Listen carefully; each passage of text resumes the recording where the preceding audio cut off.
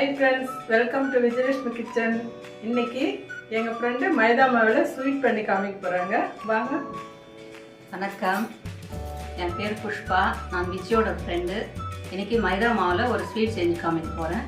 வாங்க பார்க்கலாம். இந்த ஸ்வீட் பேரு எலை ஸ்வீட்னு சொல்லுவாங்க. இதுக்கு தேவையான பொருட்கள் ஒரு கப்பு மைதா மாவு, ஒரு கப்பு சர்க்கரை, ஒரு ஸ்பூன் நெய், எலாச்சி பவுடர் கொஞ்சம். இப்போ மாவு பிசைஞ்சிக்கலாம். ஒரு சிட்டிகை சால்ட்டு. இப்போ ஒரு ஸ்பூன் நெய் விட்டுக்கலாம். ஒரு டம்ளர் தண்ணி எடுத்துக்கிட்டு கொஞ்சம் கொஞ்சமாக ஊற்றி பிசைஞ்சிட்டே இருக்கணும். இது பூரி மாவு பதத்துக்கு பிசையணும்.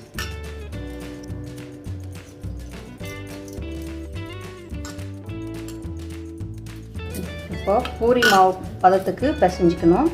தேவைன்னா கொஞ்சம் நெய் விட்டுக்கலாம் கடைசியில். இதை ஒரு 1/2 hour மூடி வச்சிடணும். இப்போ மாவு ஊறிடுச்சு. இப்போ பூரிக்கு நம்ம உருட்டுற மாதிரி இந்த சைஸில் உருட்டி வச்சுக்கலாம். இந்த மாதிரி எல்லாத்தையும் உருட்டி வச்சுக்கலாம்.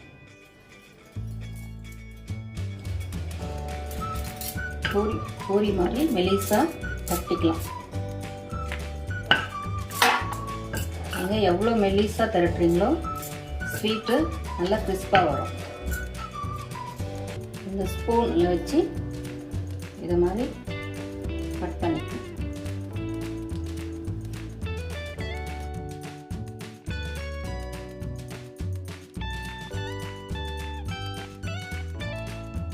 பாருங்கள் எவ்வளோ அழகாக எல்லா ஷேப்பில் வந்திருக்கு.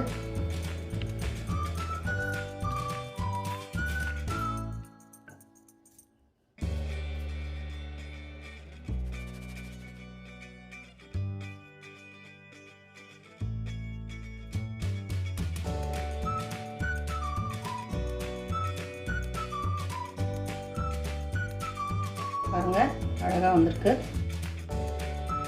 இந்த மாதிரி ஸ்பூன் கிடைக்காதவங்களுக்கு இந்த மாதிரி நம்ம சாதாரணமாக கத்தி வச்சு கூட கட் பண்ணலாம். இந்த மாதிரி எல்லா உருண்டைங்களும் எல்லா மாதிரி கட் பண்ணி வச்சிடலாம் ஃபஸ்ட்டு. அடுத்ததாக ஜீரா ரெடி பண்ணிக்கலாம்.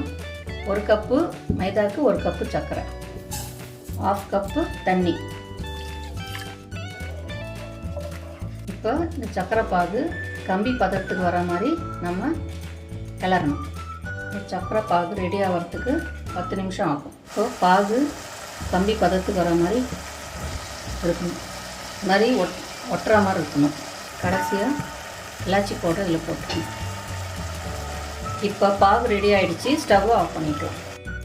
செஞ்சு வச்சுருக்க இலையை எண்ணெயில் போட்டு டீப் ஃப்ரை பண்ணிக்கலாம். ஸ்டவ் சிம்மில் வச்சுருக்கணும்.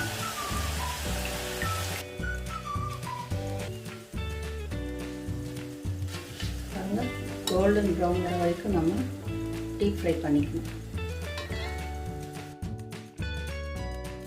இதே மாதிரி எல்லாத்தையும் வறுத்துடலாம்.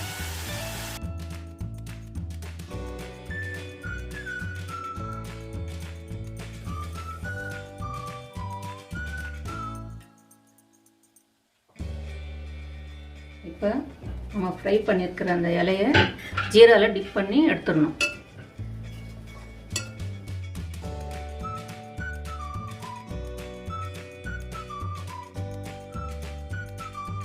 இலை ஸ்வீட்டு ரெடி ஆயிடுச்சு.